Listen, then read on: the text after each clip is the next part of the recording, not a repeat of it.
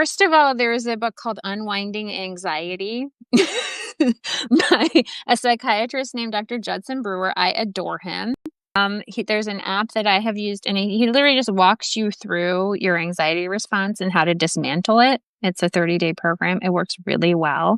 And as I know that so much of what drives us is anxiety in this business, I really wish that everyone would just take a look and get to know him. Book number 2, How to Do Nothing by Jenny Odell. She was a lecturer at Stanford's art and art history department, and she wrote this beautiful book about sort of just like the thesis of it is like we live in a society where like rest and quiet are supposed to be like in order to recharge you to work more in a capitalist society, you know. And she talks about the power of just like being and observing. I think it will get us to a place where people are going to be like, what do we actually want to make, instead of just the fear of like, oh, I got to grab it all up, you know.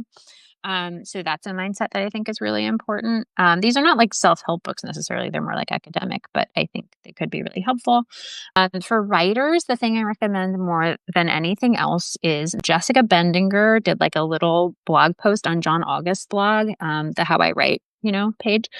And it just explains how she writes everything, you know, and it's one page. And I know there's like a million screenwriting books, but when I started writing, I looked at Jessica Bendinger's clear, like she goes, you know what, you're telling a story, you write a beginning, middle, and end. And then the beginning, middle, and end have beginning, middles, and ends. And I was like, oh, I have my 9 beats. I have a story. And that's how I started writing. And she makes it really digestible and wonderful. The 2 things I come back to over and over again when I'm like, what do I want this TV show to feel like? What do I want this movie to feel like? There's one movie called Tampopo. Did you ever see it?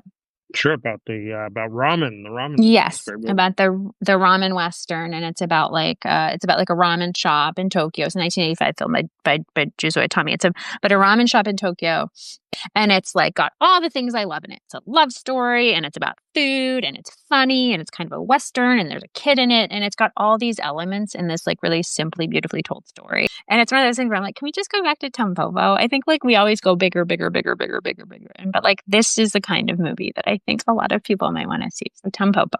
And Feel Good. Feel Good is a TV show. It's British, I believe, created by Mae Martin. And I watched it a few years ago, and it was one of those shows where I just like threw up my hands at the end and was like, what's the point of even trying? It's such a beautiful show. And it's a romantic comedy. It's a show about being queer. And I just loved it. So that's one that I recommend to everybody. As a person who's done development, I'm like, this is a beautifully structured and executed show.